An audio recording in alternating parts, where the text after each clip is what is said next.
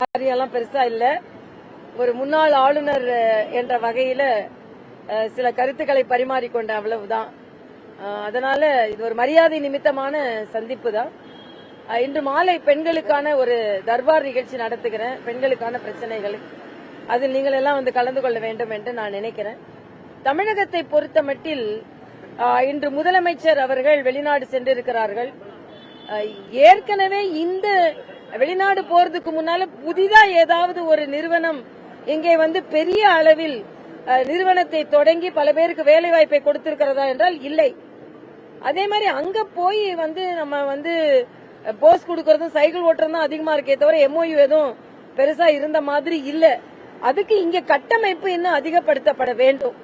ஓரளவிற்கு அந்நிய நாடுகளிலிருந்து தமிழகத்திற்கு முதலீடு வருகிறது என்றால் அது மரியாதைக்குரிய பாரத பிரதமர் அவர்கள் இத்தனை நாள் வெளிநாடுகளுக்கு சென்று பாரத தேசத்தை பற்றி ஒரு நல்லெண்ணத்தை ஏற்படுத்தி வைத்ததனால்தான். அதனால முதல்ல மரியாதைக்குரிய பிரதமர் வெளிநாடு சொன்னா எல்லாம் கேலி பேசினாங்க. இன்னைக்கு ஒரு மாநிலத்துக்கு நீங்க இத்தனை வரை போக வேண்டி வரும்பொழுது ஒரு நாட்டிற்கு ஒரு பிரதமர் நல்லெண்ணத்தை ஏற்படுத்துவதற்கு எத்தனை முறை போக வேண்டும்? ஆக நீங்க எதையெல்லாம் எதிர்த்து சொன்னீர்களோ இன்று அதையெல்லாம் நீங்கள் நடைமுறைப்படுத்திக் கொண்டிருக்கிறீர்கள் என்பதுதான் எனது கருத்து. அதே மாதிரி இந்த PM ஸ்ரீ திட்டம் அது மறுபடியும் இன்னைக்கு கூட ஏதோ மத்திய அரசுனால ஆசிரியர்களுக்கு சம்பளம் கொடுக்க முடியவில்லை என்ற தவறான கருத்தை இவர்கள் பதிவு செய்கிறார்கள். பள்ளி கல்வித்துறைக்கு மத்திய அரசு என்ன நிதி கொடுக்க வேண்டுமோ அதற்கான முழுவதுமாக ஏறக்குறைய 90% நிதி அவர்கள் கொடுத்தாகிவிட்டது. இந்த PM ஸ்ரீ திட்டத்தை இதற்கு முந்தைய தலைமைச் செயலர் நாங்கள் நடைமுறைப்படுத்துகிறோம், அதனால் 3வது 4வது பங்கை நீங்கள் ரிலீஸ் செய்யுங்க கொடுங்க என்று எழுதிவிட்டு அதுக்கப்புறம் இப்ப நாங்க நடைமுறைப்படுத்த மாட்டோம் என்று சொன்னால் என்ன அர்த்தம்? நான் ஏற்கனவே புதுச்சேரியில அட்மினிஸ்ட்ரேஷன்ல இருந்திருக்கேன். இந்த திட்டத்திற்காக இதற்காக நிதி ஒதுக்கப்பட்டது என்றால் அதற்காகத்தான் அதை பயன்படுத்த முடியும். ஆக அதற்காக பயன்படுத்துகிறோம் என்று எழுதிவிட்டு இன்று நாங்கள் பயன்படுத்த மாட்டோம் என்று சொல்வது சரியல்ல. அதனால் முற்றிலுமாக தவறு செய்தது திராவிட முன்னேற்ற கழகம் தான். இன்னொன்னு, கார் ரேஸ் உங்களால அவ்வளவு சீக்கிரம் நடத்த முடியுது. ஆனா ஒரு புதிய கட்சி தொடங்கி ஒரு மாநாடு நடத்துறதுக்கு ஒரு இடத்தை கேட்கறதுக்கு அவர் லீவ்ல போயிருக்காரு, இவர் லீவ்ல போயிருக்காரு, 21 கேள்வி 22 கேள்வி. ஆக எந்த அளவிற்கு எதிர்கட்சிகளை நீங்கள் முடக்க நினைக்கிறீர்கள்? பாரதிய ஜனதா கட்சி அப்படிதான். கள்ளக்குறிச்சியை பத்தி இங்கே ஆர்ப்பாட்டம் நடத்தும் போது பெண்களை எல்லாம் கைது செய்தீர்கள். ஆக எதிர்கட்சிகள் எல்லாம் யாருமே இருக்கக்கூடாது, முடக்கிவிட வேண்டும். ஏனென்றால் இன்று திராவிட முன்னேற்ற கழகத்திற்கு அவ்வளவு பயம் வந்துவிட்டது. 2026 பார்த்துதான் என்னால சொல்ல முடியும்.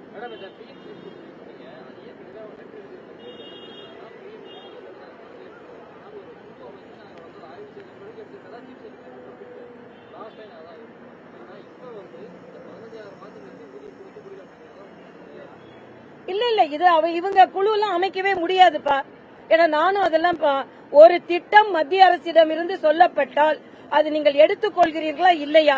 இன்னொன்று, அந்த திட்டத்துல எதுவுமே நெகட்டிவ் இல்ல. அந்த திட்டத்துல என்னன்னா மேம்படுத்துவதற்கு, ஸ்கில்லை மேம்படுத்துவதற்கு, திறமையை மேம்படுத்துவதற்கு ஆனா அந்த திட்டத்தை நாங்கள் ஒத்துக்கொள்கிறோம் என்பதும் அவங்க சொல்லி இருக்கிறாங்க. அவங்க இதற்கு முந்தைய தலைமைச் செயலரோட கடிதத்தை பாருங்க. நாங்க ஒத்துக்கொள்கிறோம், அதனால் 3வது 4வது தவணை நீங்கள் ரிலீஸ் செய்யுங்கன்னு சொல்லி இருக்காங்க. இவங்க குழு அமைச்சு அதெல்லாம் செய்ய முடியாது. ஒத்துக்கொள்ள வேண்டும் என்றால் ஒத்துக்கொள்ள வேண்டும். ஏனென்றால் மத்திய அரசின் நல்ல திட்டம் தான். ஆக நீங்க எல்லாத்திலும் அரசியல் செய்வோம், ஆனா மத்திய அரசு இதையெல்லாம் செய்யக்கூடாது என்று சொல்வது சரியல்ல. இன்னொன்று, மத்திய அரசு ஏற்கனவே கொடுத்த நிதியில் ஆசிரியர்களுக்கு சம்பளம் கொடுக்கலாம். இது இந்த திட்டத்தை செயல்படுத்தாதனாலதான் நீங்க கிடைக்காது. ஆனா அதை வச்சு ஆசிரியர்களுக்கு சம்பளம் கொடுக்க முடியாது என்று சொல்வது திராவிட முன்னேற்ற கழகத்தின் செயலற்ற திறமையை காண்பிக்கிறது என்பது எனது கருத்து. அதாவது முடிய பிடிச்சி இழுக்கிறாங்க, பேஸ்புக்ல அசிங்கமா எழுதுறாங்க. ஆக என்னை பொறுத்த மட்டில் பெண்களுக்கு தமிழகத்தில் பாதுகாப்பு இல்லை என்பதைத்தான் நான் சொல்ல முடியும். இன்னைக்கு எவ்வளவோ நீங்க நடவடிக்கை எடுக்கலாம், ஆனா ஒரு பெண் போலீஸ் அதிகாரி ஒரு பிரச்சனையை கட்டுப்படுத்த முடியாத அளவிற்கு தான் இருக்கிறார் என்றால், காவல்துறையே பாதுகாப்பற்ற நிலையில் தமிழகத்தில் இருக்கிறது என்றால் யாருக்குத்தான் பாதுகாப்பு இருக்கும் என்பது மிகப்பெரிய கேள்விக்குறியாக இருக்கிறது. இது வெளிநாடு அண்ணன் போயிட்டாருன்னா உடனே இங்க எந்த சட்டம் ஒழுங்கும் யாரும் பாதுகாக்க கூடாதுன்னு என்பது இல்ல. அதனால உதயநிதி இதெல்லாம் கொஞ்சம் பார்த்தா சரியா இருக்கும்னு நினைக்கிறேன். ஏன்னா வேற வழி இல்ல, எல்லாரும் பயந்து போயிருக்காங்க. அவங்க அமைச்சர்கள் எல்லாம் உதயநிதி உதயநிதி உதயநிதின்னு இருக்காங்க. யாருதான் பாக்குறாங்கன்னு தெரியல. அண்ணன் துரைமுருகன் இதுதான் நேரம் ஆயிடுச்சுன்னு அவரும் வெளியூர் போயிட்டாரு. யாருதான் பாக்குறாங்க? யாரு துணை முதலமைச்சர்னா பாக்கலாம் பாக்கலாம்.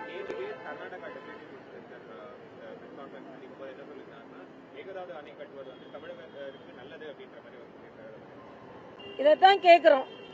இதே இது பிஜேபி ஆட்சி செய்யும் போது இருந்தா என்ன சொல்லுவீங்க? இன்னைக்கு மேயர் கைய கட்டிட்டு ரொம்ப பவ்யமா நிக்கிறாங்க. ஆமா, கூட்டணி ஆட்சி மேகதாது அணை கட்டுனா பிரச்சனை. அன்னைக்கு ஸ்டாலின் என்னெல்லாம் பேசினாரு. டாஸ்மாக ஒழிக்கிறதுனால அன்னைக்கு பேசுவீங்க, இன்னைக்கு வாய் மூடிடுவீங்க. காவிரி பிரச்சனை அன்னைக்கு பேசுவீங்க, இன்னைக்கு வாய் மூடிடுவீங்க. ஆக இன்னைக்கு வாய் மூடி அரசு தான் நடைபெற்றுக் கொண்டிருக்கிறது. மிக மிக மிக மோசமான நிலையில் இங்கு அரசு இருந்து கொண்டிருக்கிறது.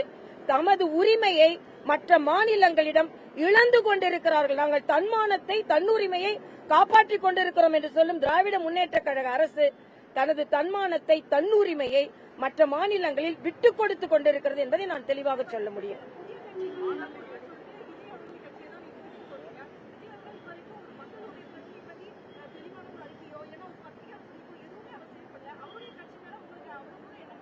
இல்ல, அவரோட கட்சி எந்த புது கட்சி ஆரம்பிச்சாலும் ஒரு மாநாடு நடக்கும் பொழுது ஒரு இடத்தை கொடுக்கறதுல உங்களுக்கு என்ன பிரச்சனைன்னு கேக்குறேன். கொள்கையெல்லாம் அப்புறம் அவர் சொல்லட்டும், அதுக்கப்புறம் அவர் எப்படி நடத்தணும், அதுக்காக உடனே நாங்க அவருக்கு ஆதரவா இருக்கிறேன்னு இல்ல. ஒரு புதிய கட்சி தொடங்கும் பொழுது நீங்க ஒரு கார் ரேஸுக்கு எவ்வளவு தூரமா எவ்வளவு அட்ஜஸ்ட்மெண்ட் பண்ணி எல்லாத்தையும் கொண்டு வந்துட்டீங்க. ஆனா ஒரு இடத்துல அவரும் பாவம் மாத்தி மாத்தி மாத்தி இடத்த சொல்லிக்கிட்டு இருக்காரு. நீங்க கொஸ்டின் பேப்பரை கொடுத்துட்டே இருக்கீங்க. அவர் என்ன பரீட்சை எழுதி கொஸ்டினுக்கு ஆன்சர் பண்ணி என்னமா அவரு மாநாடு நடத்த ஏன் அவ்வளவு பயம்னு கேக்குறாரு. பயம் தானே உங்களுக்கு. இடத்த கொடுக்கறதுல அவ்வளவு பயம். இடத்த கொடுத்தா மடத்தை புடிச்சுக்குவாருன்னு நினைக்கிறீங்களா? பயம். இந்த பயம். ஏன்னா நான் சினிமாலாம் ரொம்ப பாக்குறது இல்ல. அவர் கட்சிய தடுக்கிற மாதிரி காட்சியையும் தடுக்கிறாங்கன்னு கேள்விப்பட்டேன். கட்சியை தடுக்கிற மாதிரி திரை காட்சியும் தடுக்கிறாங்கன்னு கேள்விப்பட்டேன். இதெல்லாம் தெரியல. தம்பி விஜய்க்கு ஆதரவா நாங்க அப்படிலாம் இருக்கோம் இல்ல. ஒரு புதிய கட்சி வரும்போது வரட்டுமே, எல்லாரும் சேர்ந்து களத்துல இருப்போம். யாருக்கு மக்கள் ஆதரவு தருகிறார்களோ தரட்டும். நாங்க ரொம்ப கான்பிடென்டா இருக்கோம். அவ்வளவுதான். கவர்னர் ரவியோட ஸ்டேட்மெண்ட் பாத்தீங்கன்னா தமிழ்நாடு பாடத்திட்டம் தரமானதாக இல்லை அப்படிங்கிறாரு. ஆனா அதே நேரத்துல ஃபார்மர் அண்ணா யூனிவர்சிட்டி விசி பாலகுருசாமி என்ன சொல்றாரு, இல்ல அவர் அப்படி பேசினது வருத்தத்துக்குரியது. தரமான கல்வி முறை தான், ஆனா கல்வி கற்பித்தல் முறையில மாற்றம் வேணும். இல்ல, இதுல என்ன அவரு பாலகுருசாமி அவர்களோட ஸ்டேட்மெண்ட்டை நானும் பார்த்தேன். அவர் சொல்றாரு இன்னும் சில மாற்றங்களை செய்து கொடுக்க வேண்டும், இன்னும் சில பிரச்சனைகள் இருக்கிறது. அதாவது தெளிவா இந்த மும்மொழி கொள்கையை பத்தி ஒரு என்ன தெளிவான எண்ணம் உங்களிடம் இருக்கிறது. பிரான்ஸ் கான்சுலேட் கூட சேர்ந்து பிரான்ஸ் படிக்கணும்னு நீங்க அரசாங்க பள்ளி மாணவர்களுக்கு நீங்க ஒரு MOU சைன் பண்ணிடுறீங்க. நம்ம நாட்டில் உள்ள இன்னொரு மொழியை படிக்கிறது உங்களுக்கு என்ன கஷ்டம் நான் கேட்கிறேன். ஆக அனாவசியமாக பிராங்கா கேட்கிறேன், தனியார் பள்ளிகளில் ஹிந்தி கற்றே கொடுக்கலையா, இன்னொரு மொழி கற்றுக் கொடுக்கவே இல்லையா? இதுக்கு பதில் சொல்லுங்க. ஆக அரசாங்க பள்ளி மாணவர்களை மட்டுமே நீங்கள் அவர்களை துன்பத்திற்குள்ளாக்கி அவர்களின் வாய்ப்புகளை கெடுக்கிறீர்கள் என்பதை நாம் சொல்லித்தான் ஆக வேண்டும். மலையாள சினி இண்டஸ்ட்ரியில ஒரு பெரிய பிரச்சனை, ஹேமா கமிட்டியோட ரிப்போர்ட் பல பிரச்சனைகளை உருவாக்கி இருக்கு. தமிழ் இண்டஸ்ட்ரியிலும் இது இருக்குன்னு பல செலிபிரிட்டிகள் சொல்றாங்க. என்ன நிலைப்பாடு? இது ரொம்ப வருத்தத்துக்குரியது. நான் இன்னைக்கு கூட்டம் நடத்துறதுக்கு காரணமே அதுதான். தமிழ்நாட்டில் தேவையே இல்லைன்னு சொல்ல முடியாது. எல்லா துறைகளிலும் இருக்கு, திரைத்துறைகள் அதிகமா இருக்கின்றது. திரைத்துறையை சார்ந்த சகோதரிகளே சில பேர் தங்களது கருத்துக்களை சொல்லிவிட்டார்கள். ஆக மலையாளத்துல ஒரு பிரச்சனை பூதாகரமாக வெடித்தாலும் அதற்கு ஒரு தீர்வு என்று வந்து கொண்டிருக்கிறது. ஆக தமிழகத்தில், ஏன்னா தமிழகத்தில் இதற்கு முன்னால சில பாடகிகள், சில நடிகைகள், சில பிரச்சனைகள் இருக்கிறது என்று சொல்லி அவர்கள் மாய்ந்து போனார்கள். ஆக இங்கேயும் அதே மாதிரி பிரச்சனை இருந்தது என்றால், அதாவது இருக்கும்னே அங்க உள்ள திரைத்துறையினரே சொல்றாங்க. அதனால அவர்களுக்கு தீர்வு கொடுக்க வேண்டும் என்பது எனது கருத்து. அரசியல்ல பெண்கள் இன்னும் ஒரு ஆண் சமுதாயமா தான் இருந்து கொண்டிருக்கிறது. அரசியல்ல பெண்களுக்கு பாதுகாப்பு இருக்கிறதா என்பதை எங்களை போன்றவர்களை பார்த்து கேட்டு தெரிந்து கொள்ள வேண்டும். எங்களுக்கு பாதுகாப்பு இருக்கு, ஏன்னா நாங்க தான் மற்றவர்களுக்கு பாதுகாப்பு கொடுக்க வேண்டிய நிலையில இருக்க. அதனாலதான் அண்ணன் ஸ்டாலின் என்னோட பாதுகாப்பு எடுத்துட்டாரு. பெண்களுக்கு அதிகமா பாதுகாப்பு இருக்கு, அதனால இவங்களுக்கு என்ன பிரேமலதாவோட பாதுகாப்பையும் ஏன் பாதுகாப்பையும் தான் எடுத்துட்டாரு. பெண்களுக்கு எதுக்கு பாதுகாப்பு, இவங்க எல்லாம் மத்தவங்களுக்கு பாதுகாப்பு கொடுப்பாங்கன்னு. ஆனால் பெண்களுக்கு பாதுகாப்பு இல்லை. ஒரு டிஎஸ்பியோட தலைமுடியை பிடிச்சி இழுக்கிறாங்கன்னா அப்புறம் அரசியல் உள்ளவங்களுக்கு மாத்திரம் எங்க பாதுகாப்பு இருக்கும்? நிச்சயமாக பாதுகாப்பு இல்லை. ஆனால் பாதுகாப்பை ஏற்படுத்த வேண்டும் என்பது எங்களது கருத்து. அது ஏன்பா எதிர்ப்பு தெரிவிக்கிறாங்க? அதான் சொல்லிட்டேனே, அவங்க நிதி, அவங்ககிட்ட நிறைய நிதி இருக்குப்பா. தயாநிதி, உதயநிதி, கருணாநிதி, அருள்நிதி, இன்பநிதி. இன்பநிதியை மறந்துட்டோமே நாம. அதுக்கப்புறம் அந்த துணை முதலமைச்சரின் துணை முதலமைச்சரை மறந்துட்டோம்ல நம்ம.